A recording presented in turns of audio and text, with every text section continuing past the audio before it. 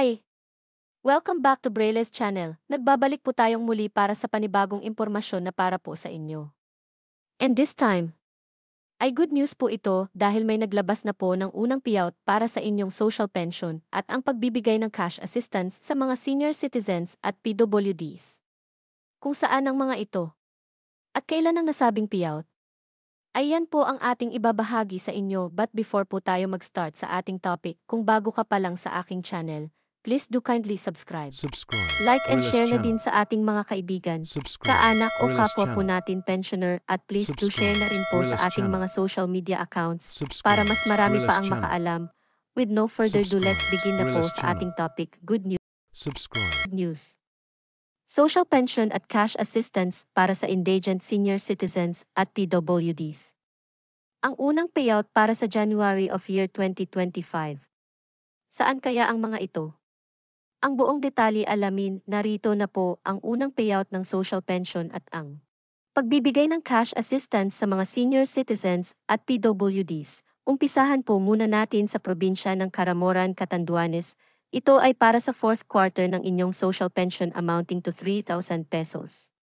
Ang nasabing pondo ay para sa 2,166 beneficiaries. Nakaschedule na po ang inyong payout this January 6 na gaganapin sa Municipal Covered Court, kabilang dito ang Barangay Tukaw, Maisuram, Buena Vista, Camburo, Dariao, Toytoy Palumbares. Barangay Botoan, Baybay, Ikan Bato, at Toytoy Poblacion. At sa hapon naman nakaschedule ang Barangay Mabini, Maui, Panike, Sabangan at Barangay Tubli na gaganapin sa Sabangan Covered Court. Ang sumunod naman ay sa probinsya ng Taytay Rizal. Ito naman ay para sa lahat ng senior citizens na nasa edad 80, 85, 90, 95 at 100 years old na residente ng Taytay Rizal. Kung may mga kamag-anak po kayo na umabot sa ganitong edad ay mangyari po na magpunta po tayo sa tanggapan ng inyong OSCA o MSWD simula sa January 4 hanggang sa January 15 of year 2025.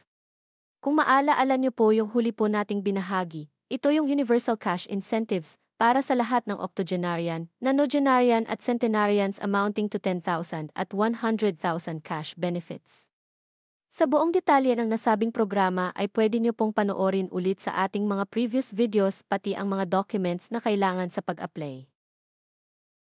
Ang sumunod naman ang naglabas ng payout schedule ay sa probinsya ng Virac, Catanduanes. Ito po ay para sa unclaimed payout ng first at second batch ng local cash assistance.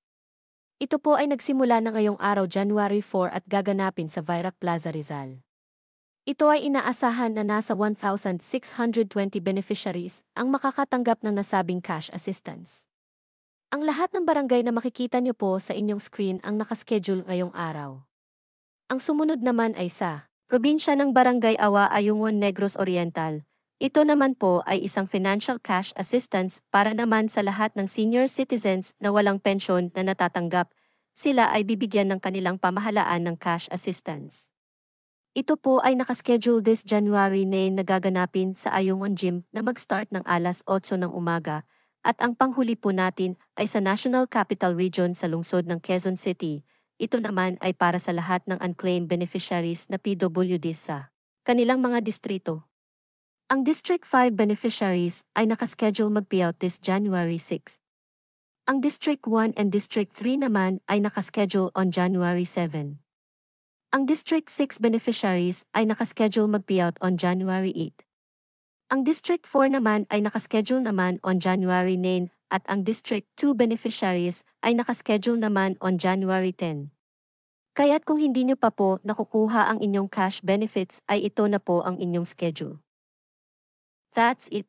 Ito pa lamang ang mga naglabas ng paunang payout schedule as of this date. Manatili po kayong nakatutok sa aking channel para sa mga latest payout updates at iba pang impormasyon na para po sa inyo. Marami pong salamat and God bless po sa inyong lahat.